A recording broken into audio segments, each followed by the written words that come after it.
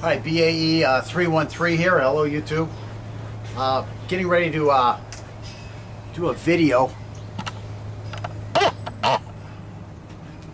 instructing on a couple different things.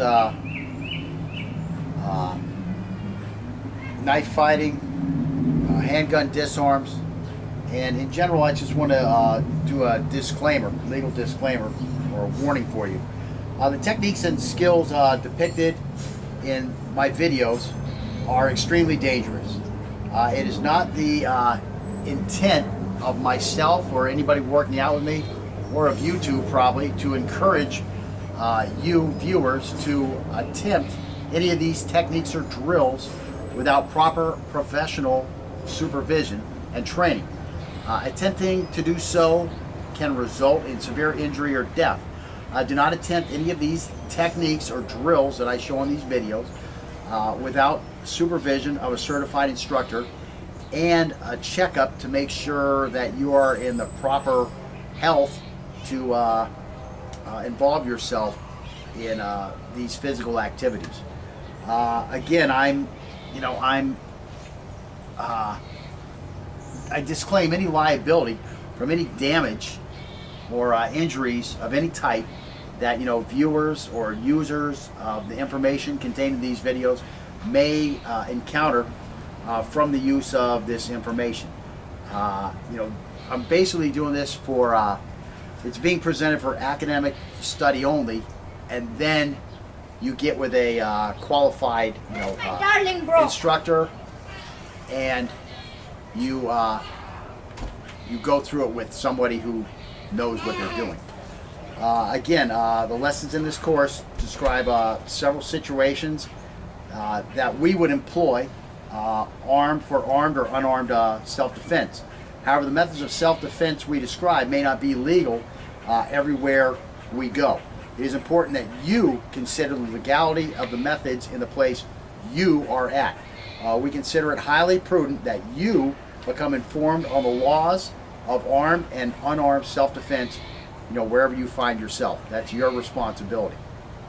Again, I'm just talking about in this class what's prudent and legal where I'm at, which happens to be South Florida, where you have your stand the ground law, which is a lot different than it is in other places. So again, just wanted to get that out before the whole video gets started.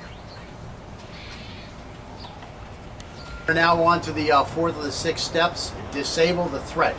When we disable the threat, we are putting him or the weapon in a state where a discharge of the weapon is hindered. This is not required, but it can greatly assist us in completing the disarm. Fortunately, disabling the threat can be done in several ways, as we are controlling and or disarming the weapon.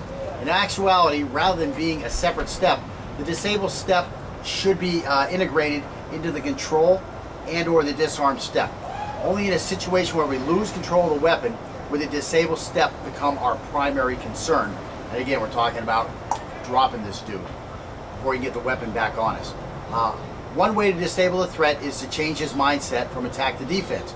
For example, if we headbutt the threat in the center of his face as we step forward to complete the control phase, the attacker may let go of the weapon in order to try to protect his head from further contact. He may be knocked out or knocked senseless enough to lose his ability to continue to hold the weapon, and he may just run away. With a lot of practice, we may be able to knee kick the threat's groin as we step in, and this would be a useful variation when the threat is too tall to attack with a headbutt. Any effective contact will at least partially or temporarily divert the threat's attention away from his attacking us with a weapon. He's going to have to go into a defensive mode, or he's going to have to react to the attack with some kind of a flinch.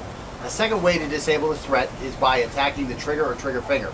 If our thumb or finger gets inside the trigger guard, the threat may not be able to pull or reset the trigger.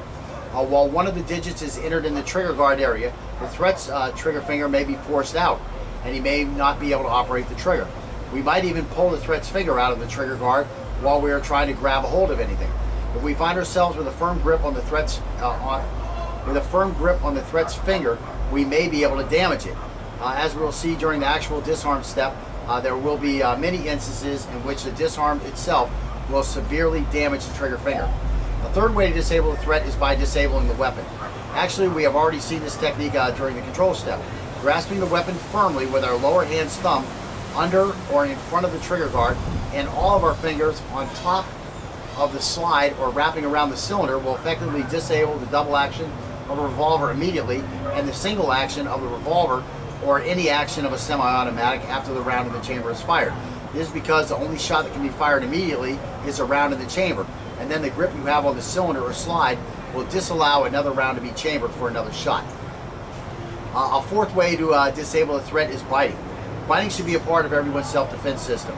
Having said that, it is important that you understand where this weapon is to be placed in your self-defense kit. It belongs in a section titled Last Ditch Effort, to be used only in the face of a lethal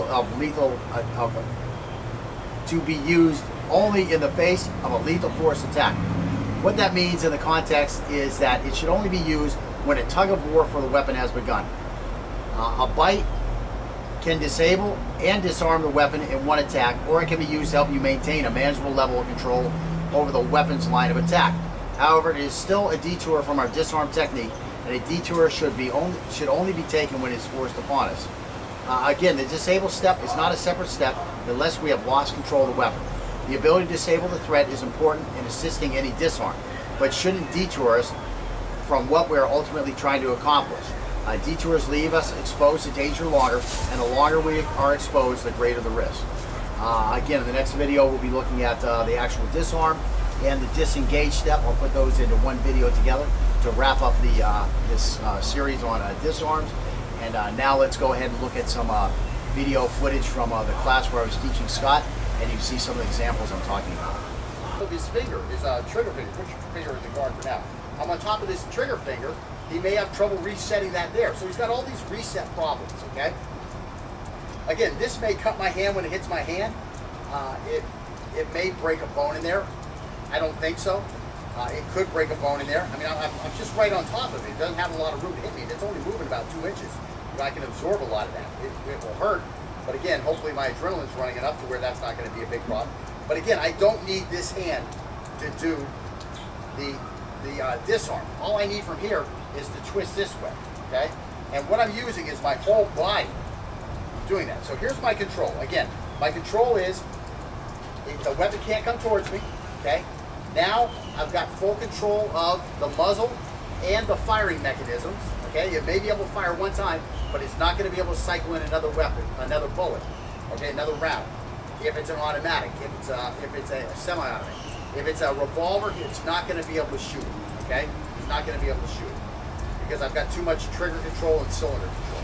Okay, so from here, this is my control. Now the magazine is just continuously falling out. Now we have a jam safety. Oh, the safety. So anyways, it's kind of funny because the magazine's falling out of the armory on a regular basis, which would be real nice on the street. Of course, it might be real nice, it might not be real nice. Now you have a weapon that's disarmed. So if this guy attacks you, you're going to have to now go to hand-to-hand. So you hope you have some hand-to-hand skills, or you hope you have a knife on you. We can take care of this guy from here as he comes rushing in. But that's just one of those things. It's nice to see it during training instead of during the real situation. You're one day in a million where you do it. Now you're looking down at the magazine on the ground. Like, wow, the magazine fell out, and now this guy pummels you in the head with a rifle, takes your money, gets his gun back, and all that good stuff after you did a nice disarm. So that's why training is helpful too. The more variables you can come up with in training, the more everything you've seen, and the less likely something's going to get you off guard during the actual situation. It is amazing. That's the first time I've seen a magazine falling out, and now it's just falling out, falling out, falling out. What would you like, sir? Money. Bam, so we're just going to take this right out of here. And again, I've got two-hand grip on this. He's got no hand grip on it. Money, now. Got to get your money out. Okay. Now, other things I can do, especially if you're taller than the guy, when you lean in here, you can thump him with your chest. Now, grip the weapon real good. He's gripping the weapon real good. I can't get it. Now we start throwing the knees, bam, and we just keep twisting in between all that. So these are more disabling techniques we can add And that's what we're on to now, is the disable section. So again, Money. yeah, so I'm right here. I'm trying to disable the weapon while disable continues. It's not a specific step per se. I mean, when I go to control, if the magazine falls out, I did a lot of disabling. If a slide tries to recharge the weapon and it gets caught on my hand, I've disabled the weapon. If I get my fingers inside the trigger guard where the trigger can't be pulled, I've disabled the weapon. If I'm holding the weapon tight enough here and it shoots and it can't cycle in another round, I've disabled the weapon. I've disabled the ability for the weapon to shoot me. Now I can also, again, I come in here and I thump him with my head, top of my head on the tip of his chin, and I stun him. I've disabled him. I throw this knee up, bam, I've disabled him, okay? Now I can finish my disarm. So it helps you complete the disarm. Again, I can tap, rack, and bang this way, fire this way. But I mean, it's all help with the it all helps the disarm. Any other disabling I can do, the more control I have of the weapon, it all helps the disarm. And again, once I've got the disarm, now I've got a threat control situation. I'm no longer in a disarm situation. The disarm is over. I can't disable him as part of my disarm at this point because the disarm is over. I'm into something else. Your money. Now. Aren't you guys trying to rob me last week?